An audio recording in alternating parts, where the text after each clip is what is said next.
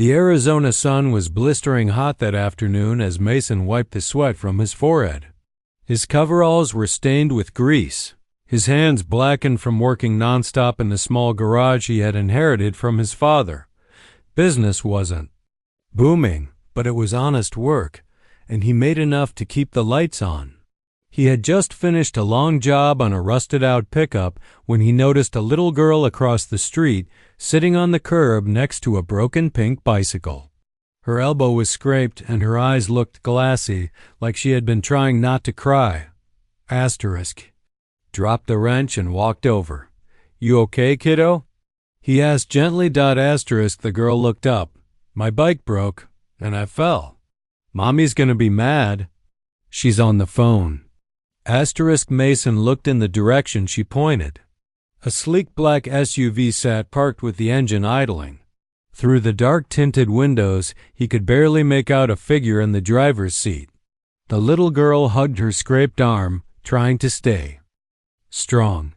"Let me take a look," Mason said, kneeling by the bike. The back wheel was bent badly. The chain had come loose and twisted. He didn't ask any more questions. "Come on, we'll get it fixed." Asterisk. He rolled the bike back across the street to his garage. The girl followed closely, sniffling less now. He grabbed his tools and got to work. There was something peaceful about fixing a bike. He adjusted the frame, straightened the rim as best he could, and tightened the gears. Within 15 minutes, it was rideable again. Asterisk. The girl grinned. "You're like magic." Asterisk. "Nah," Mason chuckled. "Just been doing this a long time." Asterisk. She got on the bike and rode a wobbly circle around the lot, her laughter echoing off the walls of the old building. Mason stood, arms crossed, a quiet satisfaction in his chest. Then the SUV door slammed shut. A woman stepped out, tall, elegant, and intimidating in her tailored navy blue pantsuit. Her heels clicked rapidly against the concrete as she marched toward them. The girl rode over and stopped in front of her. Asterisk. "Mommy, he fixed it. He made it all better." Asterisk. The woman looked from her daughter to the man standing in oil-stained boots. Her expression was unreadable. "You fixed her bike?" Asterisk. "Yeah," Mason said, rubbing the back of his neck.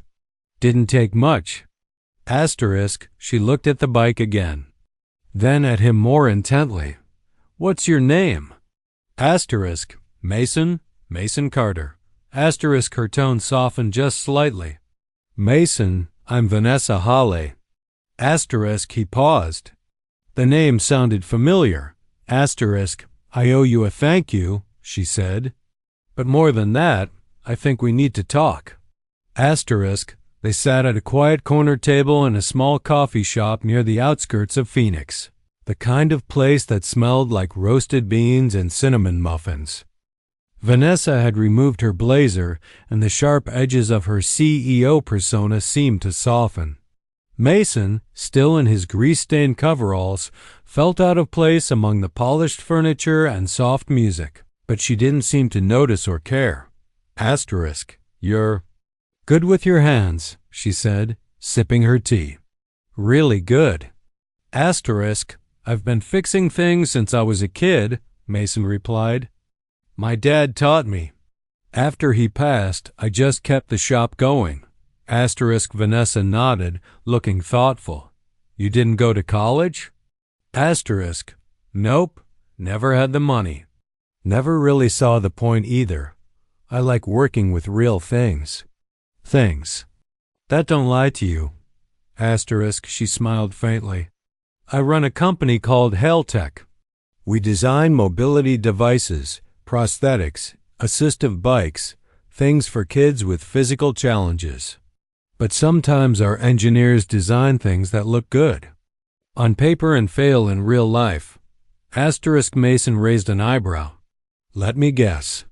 Fancy degrees, zero hands-on experience." Asterisk. "Exactly," she said, leaning forward. "Ella, my daughter, has a mild muscle condition. Balance issues, leg weakness. That's why her bike meant so much to her. She fell earlier this week and was terrified to ride again. Until today. Asterisk. I just fixed the chain, Mason said modestly. Asterisk. No, you gave her courage, Vanessa replied. You listened. You didn't brush her off or talk down to her. You gave her something the doctors couldn't, confidence. Asterisk. Mason was quiet for a moment, unsure where this was leading. Asterisk. I'm building a new prototyping lab in Flagstaff, she continued. Hands-on, real-world testing. I need someone to lead it. Not a guy with a clipboard. Someone who knows what works and what breaks, someone who cares. Asterisk. Mason blinked. Wait, you're offering me a job? Asterisk. She smiled. I'm offering you a career, full benefits, company housing, starting salary of $120,000, and the chance to build things that actually matter. Asterisk. He laughed softly, half in disbelief. You don't even know if I can write an email properly. Asterisk. I don't care, Vanessa said. You fixed more than a bike today. You fixed a moment that could have shattered my daughter's confidence. I saw it happen with my own eyes. Asterisk. Mason looked down at his calloused hands, still covered in faint streaks of grease. It had been years since anyone believed he was capable of more than tire rotations and brake replacements. Asterisk. All right, he said finally. I'm in, but I'm not wearing a tie. Asterisk. Vanessa laughed. Deal. Asterisk. They shook hands across the table. And as they left the shop, her to the black Escalade, and back toward his old garage, both of them knew this wasn't just a lucky moment. Asterisk. It was the beginning of something that would change more lives than just theirs. Asterisk.